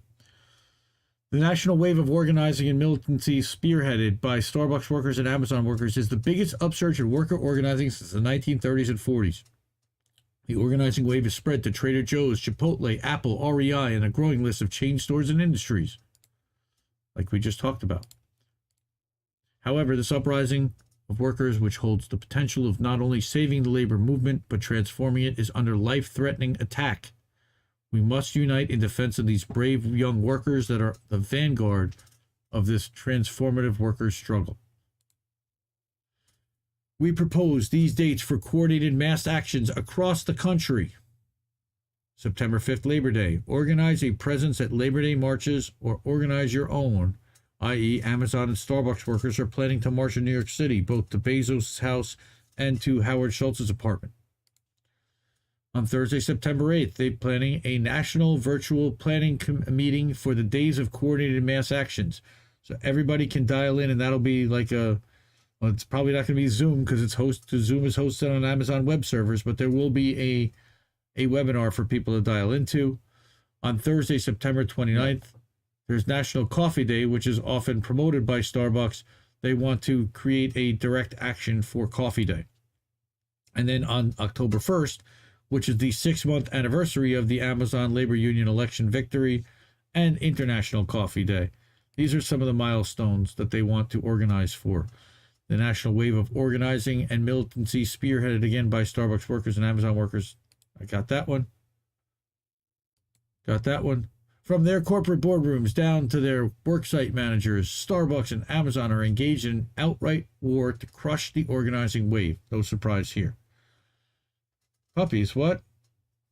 Wait. No, I don't have kitties here. Squirrel. I thought somebody said puppies. I was going to say kitty, but I don't have Warren Kitty over here for some reason. Anyway. Yeah. Starbucks is firing union organizers, closing stores, cutting workers' hours, and denying pro-union workers wage increases and benefits.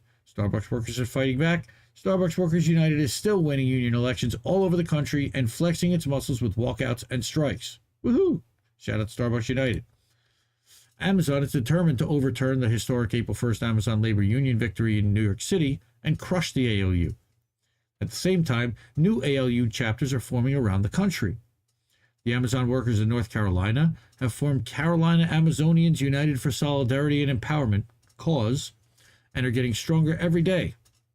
Amazon workers everywhere, including Amazonians United and the RWDSU in Alabama, are coming together in spite of their different approaches to organizing. However, in order for these groundbreaking battles to defeat union busting, immensely greater forces must join together and strengthen them.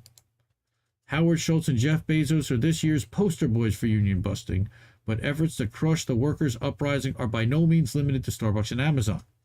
Wall Street and the U.S. capitalist class are fully behind this war to destroy a new workers' movement before it spreads further.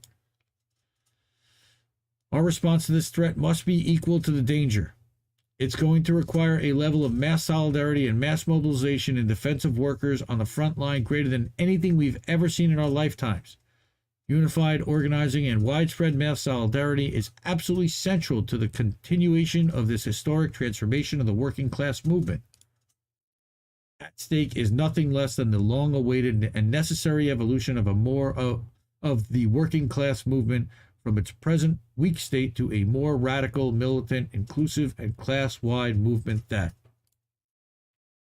is led by rank-and-file workers, is not dominated by business unionism, is not dependent on or subservient to the Democratic Party, and views all struggles as workers' struggles, including the fight against racism, access to abortion, the anti-war struggle, the struggle to stop climate disaster, and the struggle for LGBTQ 2S plus rights. That's a new one. I don't know what that 2S is, but I know all the other ones. I don't either. Okay, I just heard echo. What'd you just do different? Nothing. Okay. Also, is a vital part of the struggle against evictions and all community struggles. We talked about that recently. I've been helping somebody who's been struggling with eviction herself. Prioritizes the most oppressed workers, including migrant workers. Also, who wants to be part of a militant global workers movement and is strong enough to smash the threat of fascism. A growing section of the left is now engaged in varying levels of solidarity work with these critical worker struggles, but as of yet, the left's commitment to this struggle is alarmingly insufficient. While some of the organized labor movement are taking the need for solidarity against union busting seriously, unfortunately, most of the top leadership of the labor movement remain unmoved by this threat and have focused on electoral politics and reliance on the Democratic Party. This is not good, and it must change. Now's the time to intensify the pressure to compel that change. And there's a petition and a website that you can sign on to get involved. Again, I'll drop that in the chat now. Copy link URL. All right, so everybody can sign up and join. I've already registered my email address, of course, there. And solidarity with all these workers. Now, there is a little bit of an update to this story, which was sent to me tonight by a new friend. Let me just go grab that real quick. On Twitter, he tweeted it to me, and then I'll open up the article. But there was an article on World Socialist website published a couple days ago. What? Huh? Oh, Les Bones. What? Don't get distracted. No, okay. Don't get distracted. Hold on, I'm looking for the thing you right can do now. it. I'm looking for it. I'm here. Right there. I got it. But I saw the other thing, and I'm like, whoa, what's that? But okay. That's why I said don't get distracted. Thank you. You're welcome. Okay, I'm just going to show you the headline here. We're not going to go through the whole article, but real quick. This is a concern. Amazon Labor Union suspends unionizing efforts in New York as Amazon continues its legal bid to overturn the election at JFK Warehouse. This was published 4 days ago in World Socialist website. Yep. Why? To focus on the lawsuit. Even though the NLRB has already held hearings and they'll make a decision within weeks. So remains to be seen what's going on here. WSWS condemns Amazon challenge of the vote and demands that the democratic will of Amazon workers be respected. And again, I have mixed feelings about World Socialist website. They've done some really good stuff. Also some stuff that I'm not crazy about. But here they're talking about that they are not doing very great since April 1st, and that they would support union. ALU announced that it would support unionization facilities in all these other locations, Albany and Campbellsville, and Chris pledged to give two workers at two locations whatever they need, and said they'd become formal chapters of the ALU. Again, we'll see what happens there also, and stay tuned here. But this was a really upsetting development to read today when I heard about this. But we're continuing to track and follow the story. So that is the 5 news stories I had. About an hour and a half. This was good. Everybody like what we got?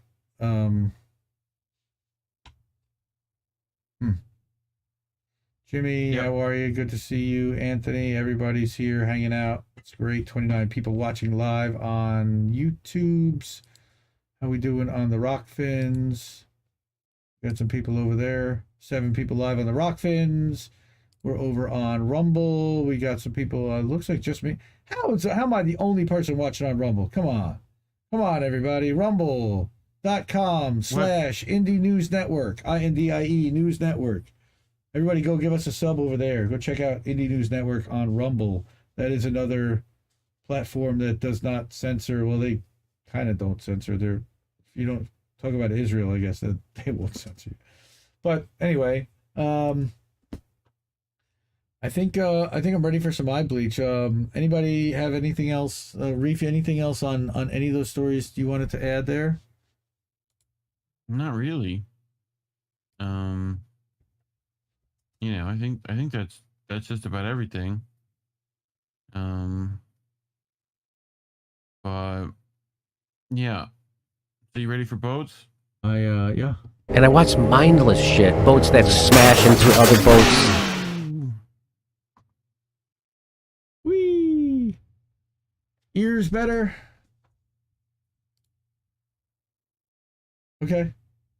Where you at? Right here. I got boats.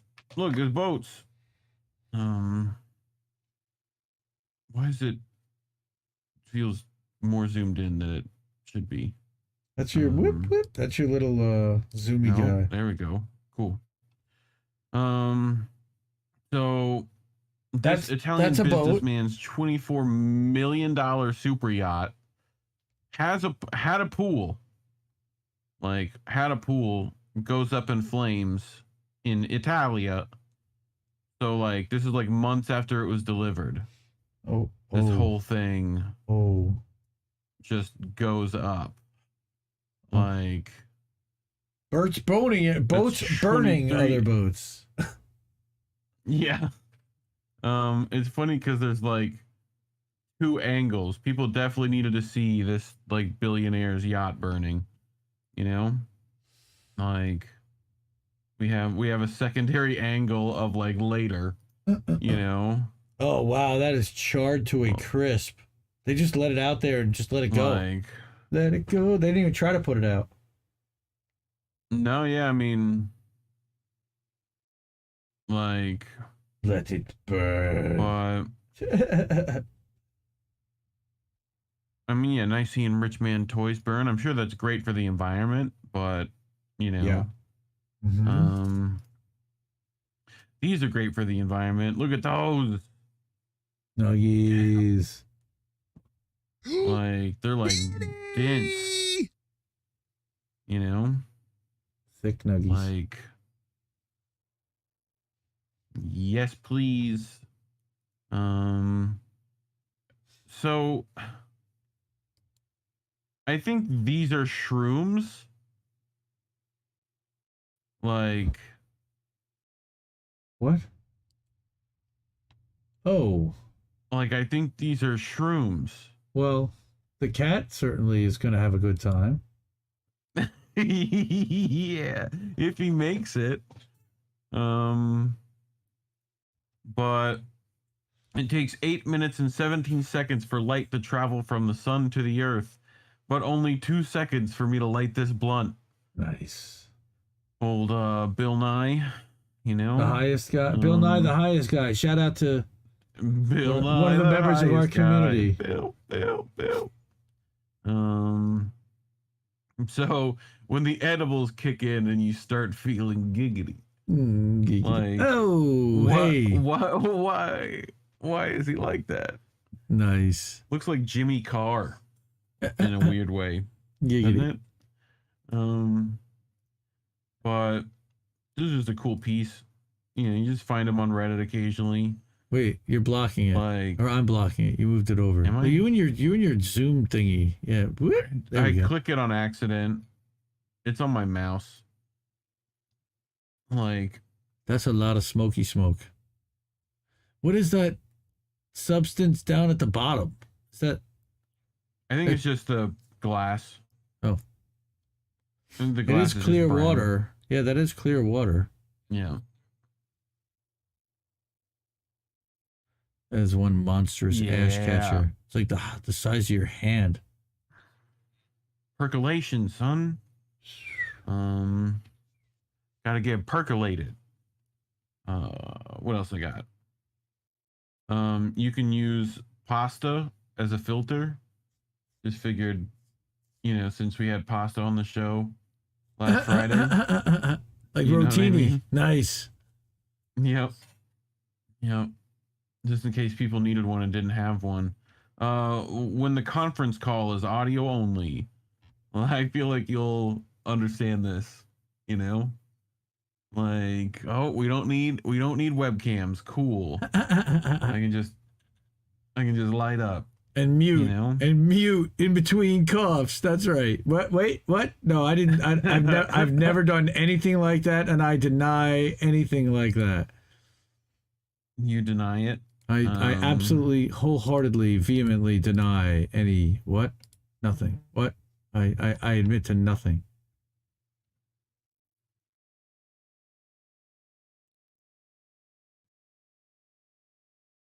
I love the music, but I had to fucking pull it in a bit. I don't hear it. No? No. Okay. That's a nice. Why do these things happen? That's a nice dab, Like, and that's like a little marble paperweight cover thingy for the rig. Right. Like that. Yeah. It's pretty sweet. Can you hear it now? Nope. That's not good. Why is that happening? Like, everything's right. Let me check OBS real quick. Cable B input, yes.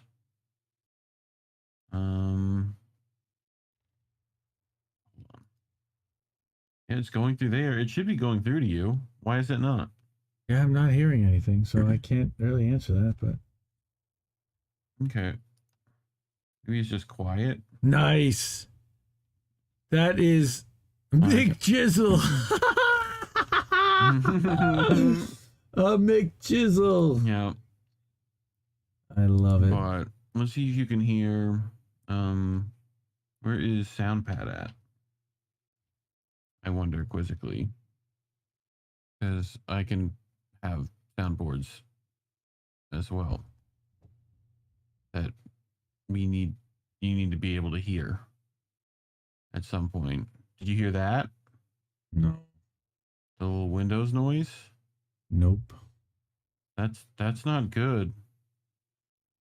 Hold on.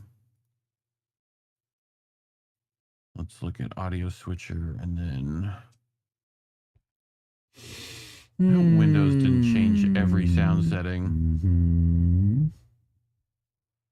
So let's see. Making that noise. Kelly M met Bill Nye in the 1990s, and he was warning the kids about climate change and pollution, and sadly, he was right. Yeah, Bill Nye. Sometimes he was smart. He was right. Nye Begley. Oh God, Ed Begley. Yeesh. Okay. Sure. Mr. Compost himself. Yeah. You're, I think you're over on the other channel, which is why you're sad and dosing. Sounds like you're kind of weekend Jimmy. Okay. Colin says, Unity! Yes, I will do that for him, and I'll blow out everybody's ears. Eric, I don't know if Eric's out there. Eric always yells that Boats is always so loud. I tried to lower that earlier tonight. Hopefully that did come down in volume. Tech Union's very cool. Yes, they are. That's a puppo. Okay, now we're back to our McJizzle, but I still don't hear anything. Now I don't hear. That's not good that we can't hear anything. Yeah. Like, I don't know why you can't. That's the problem. Let me look at sounds. And try playing. So it's just not going into cable input. I'm sure this is fascinating for people watching, but nothing we can do right now. We might have to just kill the stream if I don't get sound working. Wow. Unfortunately. Ooh, that's a lot of tabs up there too. That would be. Yeah. I can save them. Horrible. Yeah. I'll save them and we can do them again. But yeah, unfortunately, tech problems. We've got some audio issues, fams. Yeah, so, of course. Okay. Wrong one. Wait. Oh, that's the wrong box. We're on the wrong show. Now we got the right show. Hey, now we got it. See, that's my Jesse show. You get the American tradition background for a second. Jesse made a brief appearance. Wow, that's kind of bummer. Yeah. Sorry, guys. It's all good. Again, so this week we have got a very busy week. Tara's got a couple streams Monday night and Tuesday night. You may see a surprise stream pop up from me and Colin doing an interview with somebody in the next couple days. Don't want to say who or how or when. We're still working that out. Wednesday, INN News. And Friday night, maybe a Reefer After Dark, maybe a week off, maybe a different show. We don't know. Saturday night, I think, is going to be Oz, Beauty and the Boomer. Definitely, they do a show. One of these weeks, Jimmy's actually going to start doing a show, and we talked about maybe doing Saturday night there. Jesse and I also talked about doing like a Saturday night type of stream, midnight stream once a month. So stay tuned for maybe something about that. We have a lot of ideas and a lot of things in our heads, just a question of what we can execute. But yeah, thank you to everybody who's been hanging out tonight. This was a lot of fun to go through these stories. Definitely to read the Whitney Webb stuff. And we will definitely cover the other half of her article that she published in Unlimited Hangout. Again, everybody go to Unlimited Hangout. After the stream, I will update the descriptions and the Substack to have all the links to all the articles, the petition for Amazon workers. And yeah, so that's what's happening here. How you doing, dude? I'm doing all right. I wish my audio worked, but I'm still looking at the McJizzle. Other than that, yeah. I can fix that. Nice. So I think I pretty much I got some things to put out. The podcast for last week still needs to be done. We have, if you didn't see, Tuesday night we did a stream for Warren. It was Jesse and I for American Tradition, and it was Warren Palooza. Go back and watch that. He played about 25 covers from all different genres. We laughed, we cried. We raised over $100 for Warren. It was inspiring, and it was fantastic to hear. And we're going to probably be doing another one of those. That's what we're talking about, maybe for the Saturday night thing, or we're going to dedicate one of his streams every month to doing one of those. We're still trying to figure it all out, but love that dude. And love you, Warren. Appreciate you. Glad you're on your way back and starting to get yourself back into it. We're excited about that. And Jimmy said she's going to fill in, take over for Warren's spot till he comes back. That's great. Love seeing that. Whatever we can do to support and get you going there on INN, that'll be great. So I pretty much toast for tonight. And again, we get a little bit early tonight. Unfortunately, Boats is a little shortened and audio tech issues, but wanted to thank everyone for being here. What do you have going on this week besides INN News? You gonna do Reefer After Dark Friday? I should be doing one. Nice. I'll reach out to some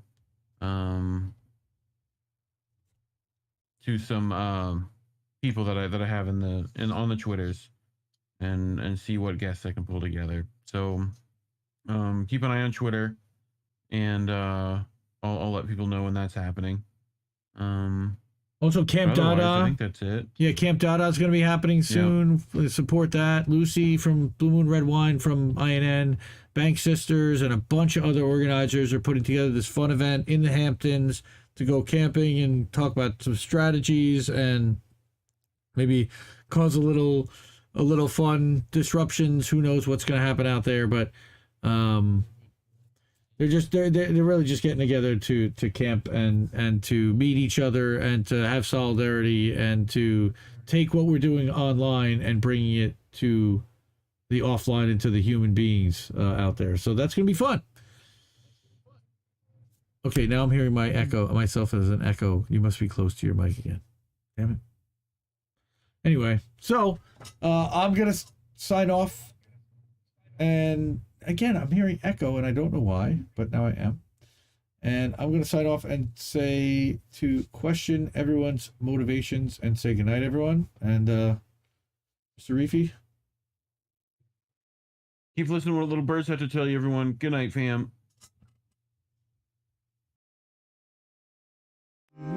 I think I liked it better being blind when I couldn't read between the lines. And when I couldn't see the cracks in the structure that lay bare before me the whole time. I think I liked it better back when I suspended disbelief and swallowed pride.